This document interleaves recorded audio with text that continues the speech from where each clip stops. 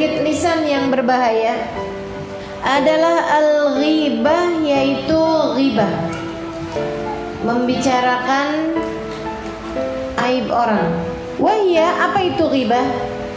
Dzikruka akhakal muslim, kamu menyebut tentang saudaramu sesama muslim, fi ghaibatihi, di saat tidak adanya dia. Jadi orang yang diceritain lagi nggak ada di situ, gitu ya. Itu namanya ghibah. Tapi yang diceritain bima yakrahu, dengan sesuatu hal yang dia nggak suka. Lau sami'ahu, kalau dia dengar. Kalau dia dengar dia nggak bakalan suka. Lain dengan nyebutin tentang orang lain tapi pujian. Nah, kalau pujian dia suka, begitu kan ya? Itu bukan ghibah namanya. Atau menyebutkan tentang hal yang dia nggak suka ataupun akan suka, biasa aja. Misalnya gitu kan, nyebutin tentang apa yang saya ucapkan gitu ya. Nah, itu sesuatu hal yang bukan ghibah juga namanya. Jadi ghibah ini menyebutkan sesuatu tentang orang lain, kalau dia dengar dia nggak suka, itu namanya ghibah. Sawa'un dzakartahu binaqsin, baik dengan kamu menyebutkannya dengan kekurangannya, fi dini, kekurangannya tersebut itu dalam agamanya, au badani, atau badannya, au ahli, atau keluarganya, au waladi, atau anaknya, hatta, sampai, fi masyati, dalam cara jalannya dia, wa thawbih, bajunya. Jadi yang diomongin bajunya nih, wasair ma yata'allaq bih, atau apapun yang ada kaitannya dengan orang tersebut.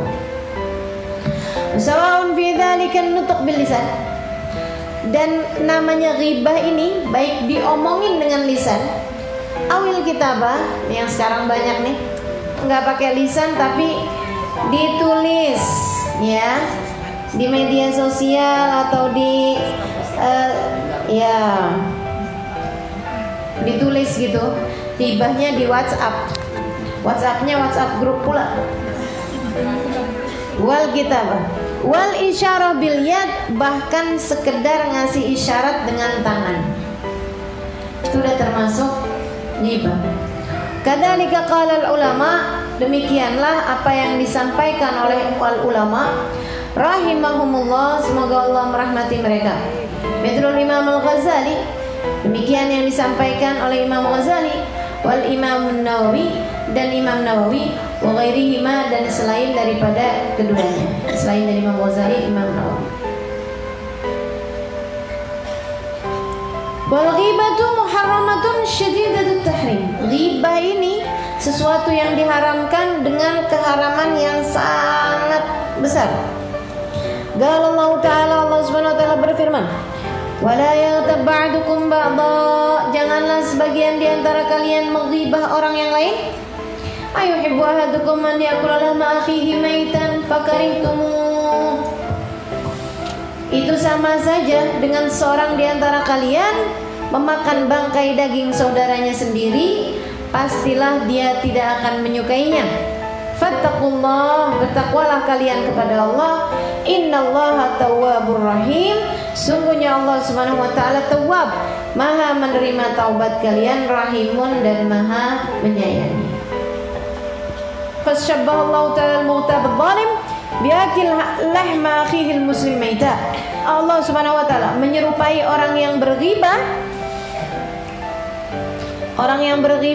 orang yang zalim dengan ghibah ini, dengan orang yang makan bangkai daging saudaranya sesama muslim.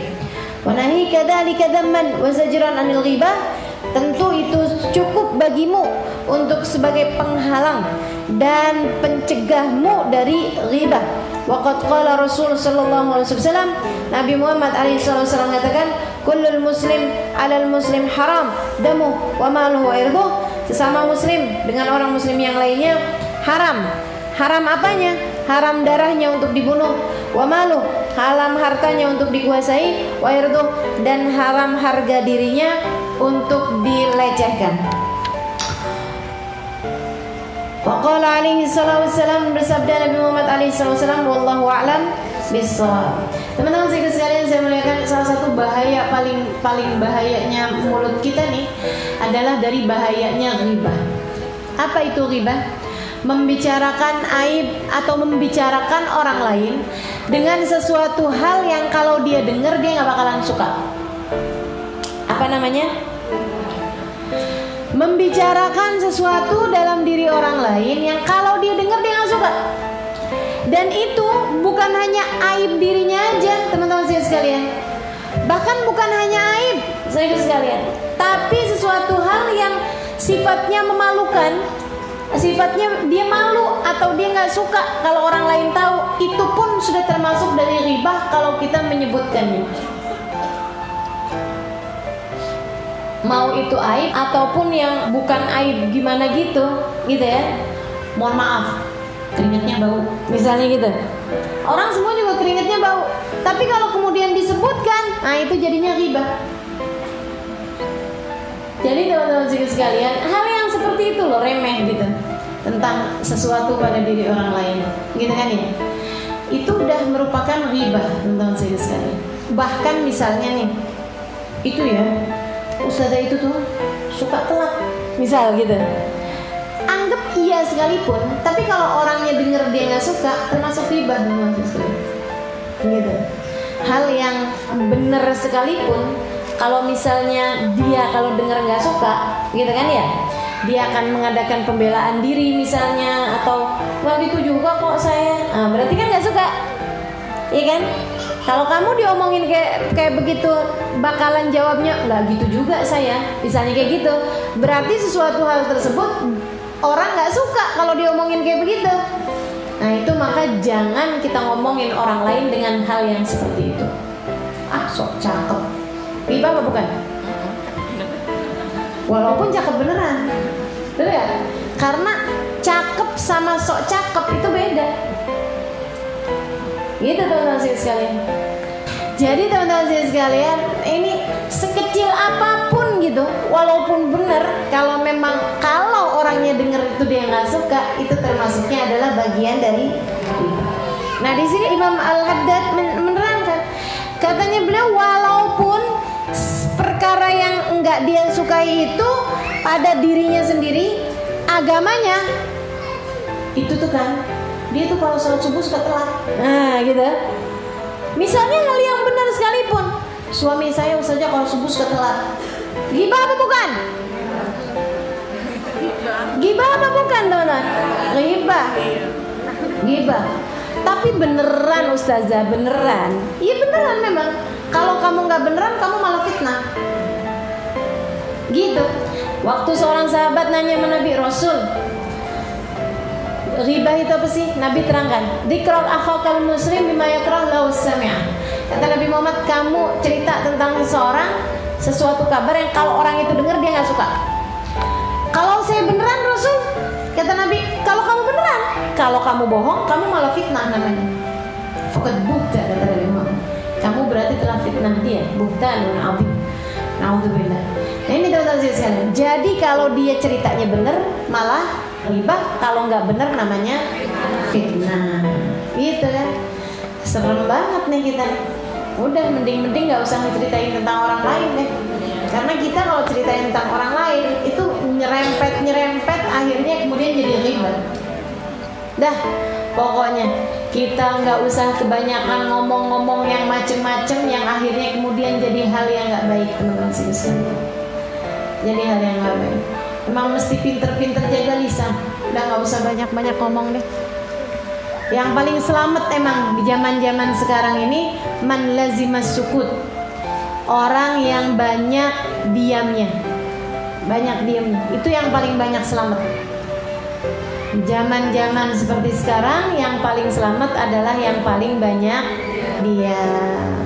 Gak usah kebanyakan ikut-ikutan ngomong ini ngomong itu, yang akhirnya malah jadi bikin dosa, teman-teman sekalian. Binaksin fidini, dalam agamanya dia, au badani, atau dalam badannya dia. Ada kekurangan di badannya, gitu ya. Baik badannya dia atau agamanya dia, au ahli atau pada keluarganya.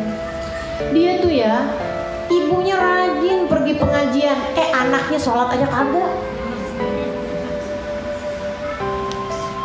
Itu kalau benar anaknya nggak sholat, kamu ghibah teman-teman sekalian. Kalau anaknya ternyata sholat, berarti kamu telah fitnah. Dan fitnah ini katanya Nabi Muhammad, al fitnatu asyaddu fitnah, lebih jahat daripada pembunuhan. Bener-bener banget tuh, asli ya, fitnah tuh seringkali lebih jahat daripada pembunuhan. Mudah-mudahan Allah selamatkan kita semuanya insyaallah. Amin ya rabbal alamin. Fitnah di dalam agamanya, au badani atau dalam badannya. Hati-hati teman-teman sekalian, hati-hati sama omongan. Emang dah yang paling-paling omongan tuh ya, andai enggak fitnah, andai enggak ghibah, andai enggak namimah, bikin orang sebel satu sama lain, atau bikin sedih. Ini yang katanya Allah kepada Nabi Muhammad, fala yahzunka qauluhum. Wahai Rasul, jangan pernah mau dibuat sedih disebabkan ucapan orang-orang munafik. Gitu kan? Ada omongan-omongan tuh yang bikin sedih. Jangan ngomongin sesuatu yang kemudian akhirnya bikin sedih orang lain ketika mendengarnya. Minimalnya nih, ucapan kita nih ya, minimalnya. Ada orang gak makan, lagi di lingkungan yang lagi pada makan. Kita tanya kemudian, kok gak makan? Iya enggak, makasih. Kita nanya kemudian, puasa ya? Dia sebenarnya lagi nggak kepengen puasa sunnahnya diketahui orang. Dia ikhlas, dia nggak kepengen puasanya diketahui orang. Tapi dengan kamu nanya, nih mulut nih, iseng sebenarnya, kepo. Dia puasa, dia nggak puasa, apa perlumu sebenarnya? Betul apa enggak? Tapi kita nih kan suka yang nggak enak kalau nggak ngomong. Ini dia nih teman-teman, penyakit kita nih. Banyak bener penyakitnya nih ya.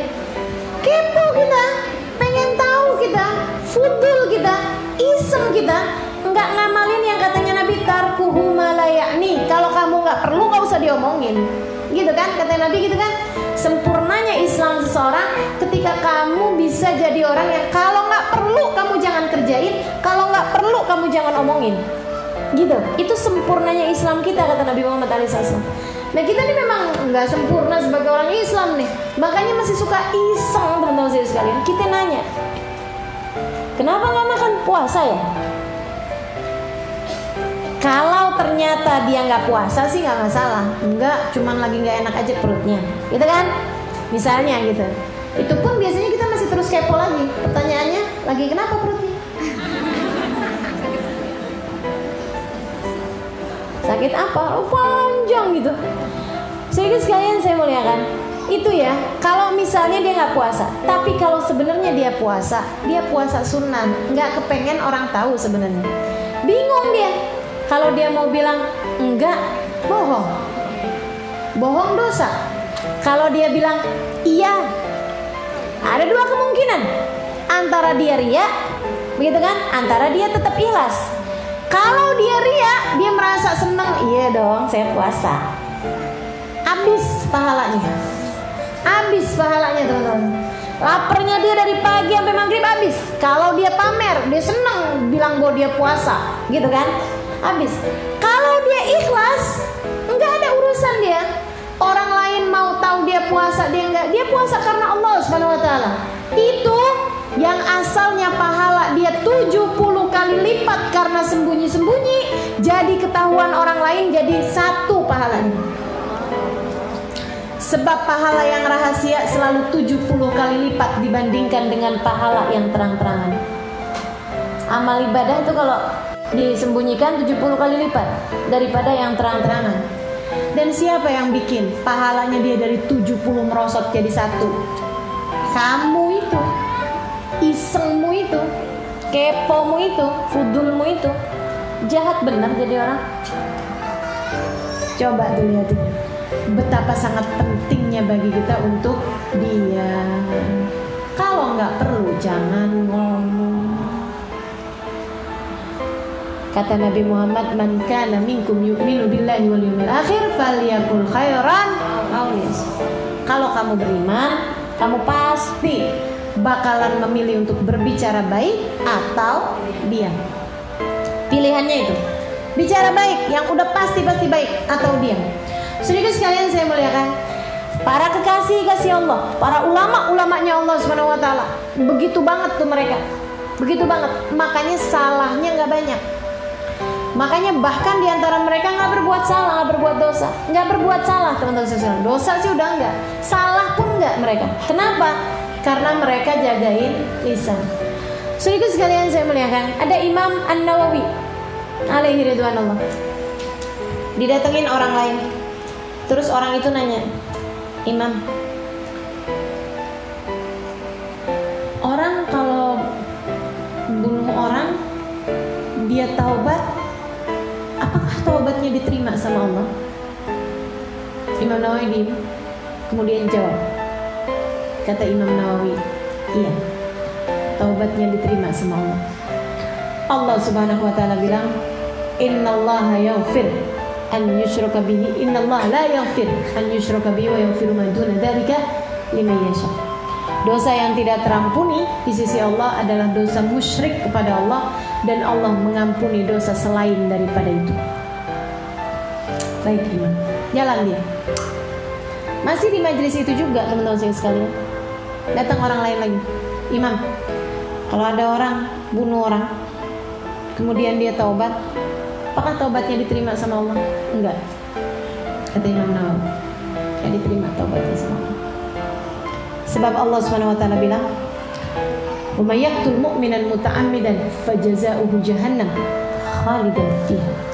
Siapa yang membunuh orang muslim, maka balasan dari Allah baginya adalah api neraka jahanam dan dia kekal di dalamnya. Baik, ini keluar. Yang bingung muridnya. Pertanyaannya sama, jawabannya beda, dua-duanya bawa hadis, bawa dalil, bawa ayat untuk membenarkan pernyataan tersebut. Nanya nggak mereka kepada Imam An-Nawawi, Imam, kenapa bisa kami dengar pertanyaan sama, jawabannya berbeda? Kata Imam Nawawi, yang mana? Tuh tadi pertanyaan mengenai orang bunuh orang. Kata Imam Nawawi, yang pertama datang orang yang telah membunuh orang lain dalam keadaan menyesal, penuh taubat kepada Allah. Dia datang padaku dari jauh, kata Imam Nawawi, sengaja mau mempertanyakan adakah taubatnya diterima oleh Allah Subhanahu wa taala. Maka aku jawab seperti itu. Yang kedua, kata Imam Nawawi, punya rencana membunuh orang tapi takut. Apakah apabila saya membunuh orang, kemudian saya bertaubat, apakah Allah berkenan untuk menerima taubat saya? Enggak ada, enggak diterima sama Allah. Allah bilang, wa man yaqtul mu'minan muta'ammidan fajaza'u jahannam khalidan fiha. Tuh teman-teman saya sekalian, muridnya baru ngerti, oh ya Allah, bukan hanya sekedar ilmu yang diperlukan untuk menjawab masyarakat, untuk ngomong sesuatu yang baik itu tadi, falyakul khairan tadi itu, bukan hanya sekedar ilmu, apalagi kalau belum jelas ilmunya. Nah, ini para ulama-ulamanya Allah, mereka melihat dengan cahaya Allah, mereka berbicara dengan cahaya Allah, sehingga yang disampaikan adalah kebenaran. Kesalahan kita ini teman-teman sekalian, salahnya lisan nomor satu dah. Nih, sumber segala kesalahan lisan yang lain, berbicara dari maumu, berbicara dari hawa nafsumu, berbicara dari keinginanmu. Itu salahnya kita. Makanya yang keluar ghibah, makanya yang keluar namimah, makanya yang keluar fitnah, makanya yang keluar kata-kata kotor, makanya yang keluar kata-kata kasar, makanya yang keluar kepo, fudul, makanya yang keluar akhirnya bikin pahalanya orang jadi turun, merosot dari 70 jadi 1, gara-garanya kita ngomong dari hawa nafsu. Kalau kita berbicara, sebelum bicara kita pikiri, sebelum berbicara kita cermati, Sebelum ngomong sesuatu, kita nanya sama Allah, ya Allah bimbing, ya Allah bimbing. Gak bakalan banyak salahnya. Dia berbicara karena Allah, sehingga Allah karuniakan kepada lisan-lisan mereka cahaya, memandu mereka di atas muka bumi ini, karenanya gak banyak salahnya. Kita yang belum menjadi lisannya Allah, katanya Rumi, Jalaluddin Rumi, jika kamu bukan lisan Tuhan, maka jadilah telinga. Ngerti gak nih? Kalau udah saya terangin tadi, insya Allah ngerti ya. Kalau kamu bukan lisan Tuhan, jadilah telinga. Kalau kamu bukan lisannya Allah, maka jadilah telinga. Kalau kamu belum bisa berbicara apa yang Allah inginkan untuk disampaikan, maka lebih baik dengarkan, enggak usah ikut-ikutan bicara. Gitu teman-teman.